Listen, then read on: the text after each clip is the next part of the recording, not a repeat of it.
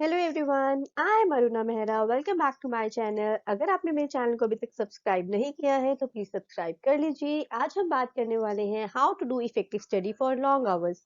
आजकल बहुत सारे ऐसे स्टूडेंट्स हैं जो कॉम्पिटिटिव एग्जाम्स की प्रिपरेशन कर रहे हैं, जिसके लिए उन्हें 10 to 12 आवर्स दिन में पढ़ना पड़ता है।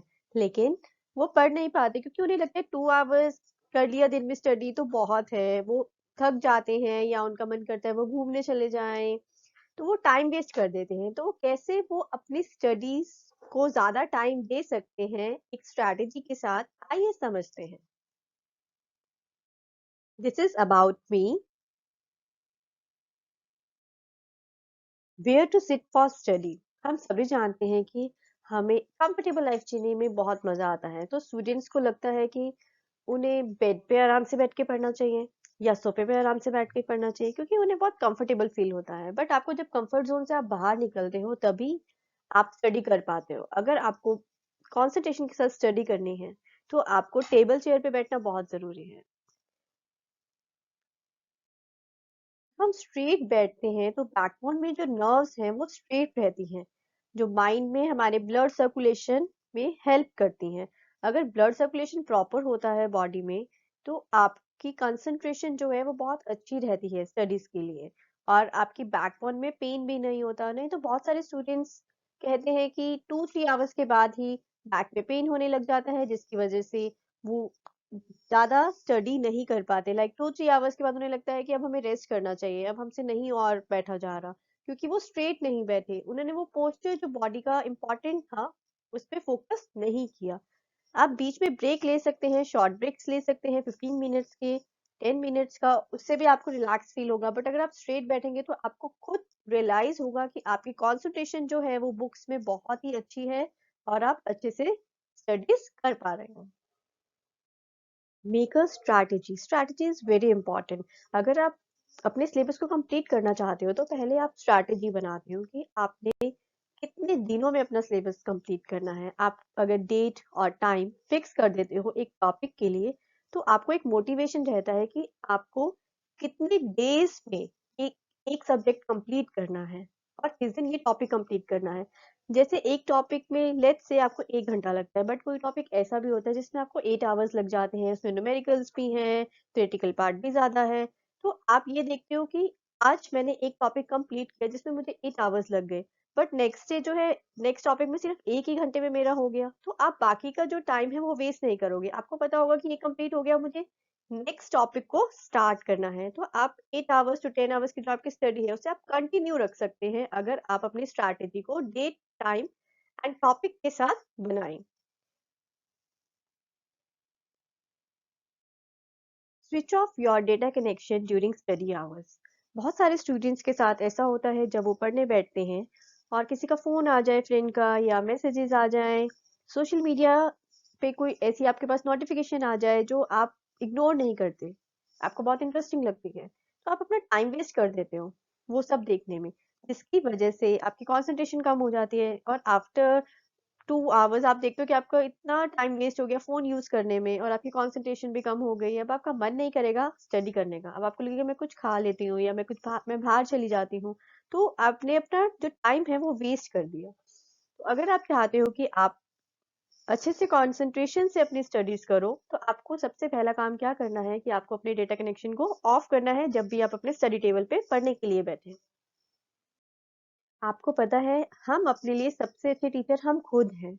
अगर हम अपने आप को पहचान लें कि हम अपना टाइम कैसे सेव कर सकते हैं, हमें पता होना चाहिए हमारी प्रायोरिटीज क्या हैं। जब आप पढ़ने बैठो और अगर आपको कॉल आ जाए या आपको मैसेजेस आ जाएं जो इम्पोर्टेंट नहीं है, आपको इग्नोर कैसे करना है। और आपको ये कैसे सोचना है कि आपका मन कर रहा है कि आपने सोशल मीडिया यूज करें, लाइक आपने फेसबुक यूज करना है अपने माइंड को फ्रेश करने के लिए, तो आपने सपोज 10 मिनट्स आपने सोचा कि मैं फेसबुक यूज करूंगा। आफ्टर 10 मिनट्स आपको अपने आप को स्टॉप करना है कि आपने बैक टू स्टडीज आना है। आपको ये नहीं करना कि आपने 10 मिनट सोचा है और आपने 1 आवर अपने फेसबुक पे लगा दिया, वो गलत है। आपको अपने आप को स्टॉप करना आना चाहिए। अपने आप को आप टाइम लिमिट दीजिए कि अगर आप शॉर्ट ब्रेक्स ले रही हैं, अगर आपका वॉक करने का मन कर रहा है शॉर्ट ब्रेक में, तो आप वॉक कितनी देर की करेंगे, 10 मिनट्स, 20 मिनट्स, जितना आपको अच्छा लगे आप उतना टाइम अपने आप को देंगे। बट उसके बाद आपको बैक टू स्टडीज आने के लिए अपने आप को मोटिवेट करना है। जब भी हम पढ़ने बैठते हैं तो हमें ये लगता है कि आज मैं ये भी कंप्लीट कर लूँ, वो भी कंप्लीट कर लूँ, तो बहुत सारे टॉपिक्स माइंड में घूमना स्टार्ट हो जाते हैं, जिसकी वजह से ना हम एक ही टॉपिक पे कंसंट्रेट नहीं कर पाते। तो हमें, अगर हम अपनी स्ट्रैटेजी को फॉलो करते हैं जो हमने बनाई हुई है, और हम एक ही स्पेसिफिक टास्क पे स्ट्रिक्ट रहते हैं कि जब तक हमारा वो कंप्लीट नहीं होगा हम नेक्स्ट टॉपिक के बारे में नहीं सोचेंगे या दूसरे सब्जेक्ट के बारे में नहीं सोचेंगे, तो हमारी प्रोडक्टिविटी इंक्रीज होती है। हम कम टाइम में ही उसको कंप्लीट कर लेते हैं क्योंकि हमारी जो कंसंट्रेशन है वो उसी टॉपिक में है। तो वो बहुत इंपॉर्टेंट है। Study out loud for concentration. अगर आपका कभी ऐसा हो रहा है कि मन नहीं कर रहा पढ़ने का, तो आपको ऊंचा ऊंचा बोलना चाहिए। अगर आप ऊंचा ऊंचा बोल के पढ़ते हो तो उससे जो आपका माइंड है वो रेडी हो जाता है पढ़ने के लिए। Treat your notes by making flow charts and diagrams. Sometimes book के अंदर बहुत डिटेल्ड नॉलेज होती है, आपको लगता है कि यार इतना सारा मैंने पढ़ लिया है, बट इसमें जो इंफॉर्मेशन है वो थोड़ी सी है जो इम्पोर्टेंट है। तो अगर आप फ्लो चार्ट्स बनाओगे या डायग्राम्स बनाओगे तो आपका जो माइंड है वो बहुत अच्छे से काम करेगा, और आप अपने टॉपिक को बहुत इजीली कंप्लीट कर सकते हैं, और रिवीजन में भी आपको टाइम कम लगेगा। तो आप अपने नोट्स खुद बनाया कीजिए, ये आपको बहुत हेल्प करेंगे आपके रिवीजन टाइम पर। स्टूडेंट्स को एक हैबिट बनानी चाहिए कि रात को सोने से पहले अपने स्टडी टेबल पे जो बुक्स या नोट्स उन्हें नेक्स्ट डे पढ़ने हैं वो पहले ही रख दें विद स्टेशनरी। कि आप टेबल पे बैठे तो आपके पास पेन, पेंसिल और जो भी आप कैलकुलेटर यूज करते हैं आपके पास पहले ही टेबल पे आप रात को रख के सोए। इससे नेक्स्ट डे आपको एक मोटिवेशन होगा कि आपने सब जो है अपने पास रखा हुआ है और अब आपने स्टडी स्टार्ट करनी है। जब भी आप पढ़ने बैठे तो आपके दिमाग में क्या चलना चाहिए कि आपका गोल क्या है, उस पे आपको फोकस रहना है। आपको क्वालिटी पे फोकस करना है, क्वांटिटी पे नहीं। कि ये नहीं सोचना कि सिलेबस कंप्लीट करना है जल्दी जल्दी, आपको ये सोचना है कि जो भी मैं पढूं वो मैं बहुत अच्छे से पढूं, कि अगर उस टॉपिक से रिलेटेड कोई भी पेपर में क्वेश्चन आए तो मुझे वो आना चाहिए। तो क्वालिटी मैटर्स, क्वांटिटी नहीं मैटर करती। आप सिलेबस को 1 मंथ की बजाय 1.5 मंथ में कंप्लीट करो, लेकिन आपको हर टॉपिक अच्छे से आना चाहिए। कीप गोइंग, आपको बीच में ही सिलेबस नहीं छोड़ना है, बीच में अपनी स्टडीज को नहीं छोड़ना है। पावर नैप लेना भी जरूरी है, लाइक शॉर्ट ब्रेक्स इंपॉर्टेंट होते हैं। कई स्टूडेंट्स को ऐसा लगता है कि मेरा फ्रेंड जो है वो 8 आवर्स तक कंटिन्यूसली पढ़ सकता है, मैं नहीं पढ़ सकता, बट ऐसा नहीं होता है। सबकी बॉडी डिफरेंट रिएक्ट करती है। लाइक किसी का माइंड जो होता है वो 3 आवर्स तक कंटिन्यूसली पढ़ सकता है, किसी का माइंड 1 आवर के बाद ही ऐसा लगता है कि अब वॉक पे जाना चाहिए या थोड़ी देर सो जाना चाहिए। तो ये डिपेंड करता है आपकी बॉडी टू बॉडी। किसी का मन करता है कि 1 आवर के बाद कुछ अच्छा खाना खाए, न्यूट्रिशियस खाना खाए। ये भी बहुत इंपॉर्टेंट है हर स्टूडेंट के लिए, कि अगर वो न्यूट्रिशियस खाना खा रहे हैं तो उनका जो माइंड है वो अच्छे से काम करेगा, लेजीनेस नहीं होगा, उन्हें एक्टिव रहेंगे तो वो ज्यादा घंटे तक पढ़ सकते हैं।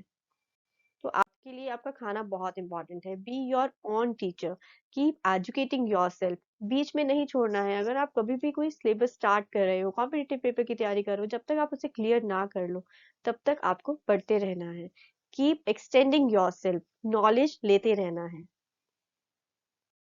टेस्ट योरसेल्फ, जब भी आपके एग्जाम की तैयारी हो जाए तो एग्जाम फाइनल होने से पहले आपको मॉक टेस्ट जरूर करने चाहिए। बहुत सारी ऐसी वेबसाइट्स हैं जो आपको फ्री में मॉक टेस्ट प्रोवाइड करती हैं, बहुत सारे कॉम्पिटिटिव एग्जाम्स की। तो आपको सोचना चाहिए कि आपका जब एग्जाम आने वाला है तो उससे पहले आपने कितने मॉक टेस्ट कंप्लीट किए। वो आपको बहुत हेल्प कर सकते हैं आपके एग्जाम में अपने कट ऑफ क्लियर करने के लिए।